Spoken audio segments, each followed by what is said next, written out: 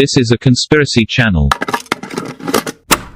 Tape 1. Welcome to the Hush channel.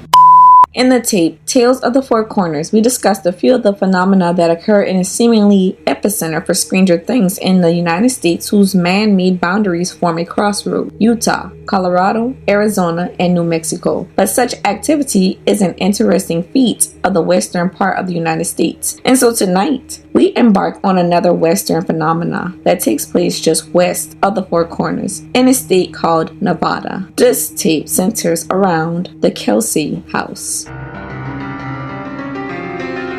The Washoe are a group of Great Basin indigenous who have dwelled near Lake Tahoe and the eastern Sierra Nevada mountains at the border between California and Nevada for up to 9,000 years. In the 19th century, the Washoe people are believed to have first encountered the Spanish colonizers, but contact with Europeans was not a sustainable event until the 1848 California gold rush, where their hands were forced, battles waged, but inevitable, their people and other indigenous just like them lost these battles. Their last conflict with the Europeans was the Potato War of 1857, when starving Washoes were killed simply for gathering potatoes from a farm near Honey Lake in California, of which these invading colonizers had dubbed their property. The nerve. This loss of land and hunting grounds to farms and groves, and still to feed Virginia City's demand for lumber and charcoal, drove most of the Washoe to dependency on taking jobs on European farms, ranches, and in cities. You can only imagine that the horror these people experienced by being killed and invaded on their very own sacred lands and ancestral lands, where the survivors were basically forced into servitude to these same colonizers, did not sit well with them, especially after the grave. Whereas they had lost in life, is it that unfathomable that their spirits would not allow the spirits of their colonizers to rest in peace? After all, how dare these colonizers create a sacred space for themselves, a cemetery,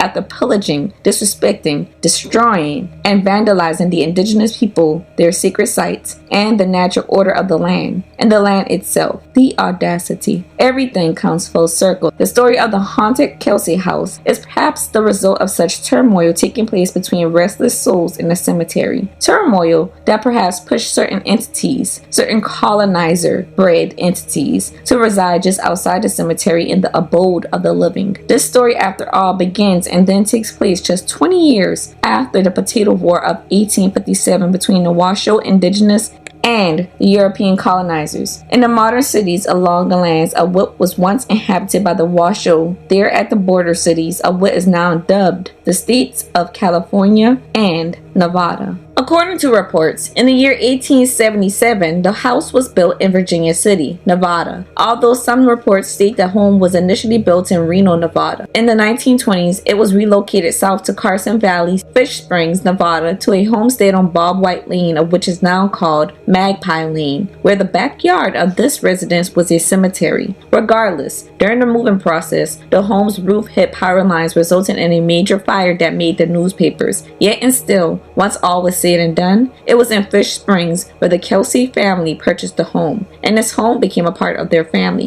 In 1977, Susie Kelsay saved the house from being demolished. Coincidentally, this was the 100th anniversary of the house being built. It was during this time when strange things began to occur, encounters that would leave lasting impressions that carry on to date, as they have yet to stop for the Kelsay family members. At night, footsteps could be heard walking up and down the stairs of the residence, accompanied by swooshing sounds as if someone's dress was dragging the ground. Then came the entity the family dubbed as Samuel, a tall male ghost who made himself visible in the kitchen and in the bedrooms of the home. The family's younger daughter, a then 3-year-old Jennifer, began to see there at the foot of her bed the materialization of a young boy with an older man standing behind him. And as for her bed would levitate on several occasions. Upon the family bringing in psychic Dan Martin, it was revealed while under a trance that Samuel, the entity, was there to protect Jennifer, not harm her nor her family.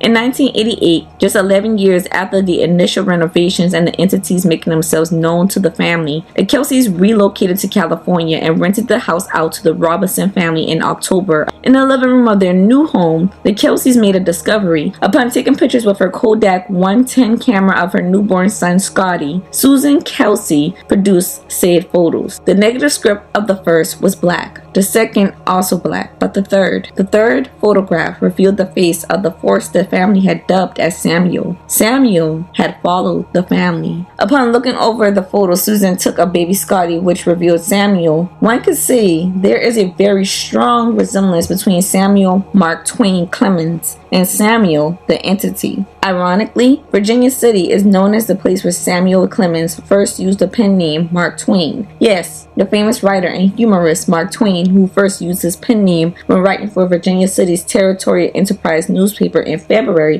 of 1983. As recent as 2017, Susie's other daughter, Dionysia, noted being on a ghost history tour in the French quarters of New Orleans when her husband shared the story of her family's ghost story with the tour. Upon doing so, the tour guide's ghost detector began to sound off in his shirt pocket. However, Dionysia Kelsay notes that whenever Samuel has made himself known to them throughout the years, she was overcome with a benevolent sensation. He was indeed a friendly spirit. As for the Robinsons, of whom the Kelsay family sold the home on Magpie Lane to in 1988, the Robinson family would experience their own set of circumstances that were not so friendly. First, there were the footsteps, just like the Kelsays had experienced. But unlike the Kelsays, there was an angry voice of an angry man with white hair, not Samuel. A then 11-year-old Garrett heard the voices of two separate entities, one male and one female, coming from the upstairs bedrooms, causing him to ultimately flee the home. Once outside, Garrett noticed the screen door opening and closing repeatedly on its own, and an old man smiling at him from the window. His younger brother, a then 6-year-old Miles Robinson, experienced the levitation of his own bed just like Jennifer Kelsay had. By January of 1990, the family had had enough of the disturbing sleepless nights from the angry spirits, and the Robinson family decided to move. Psychic Dan Martin was brought in again, but this time he met 3 different entities, 2 men and 1 woman. And in 1992, the Kelsay family sold the house completely. Today, the Kelsay family is owned by a casino in Las Vegas and has been since investigated by paranormal teams, even making an appearance on Unsolved Mysteries. It would seem the home's location in front of the cemetery was integral to the happenings inside of it. End of tape 1.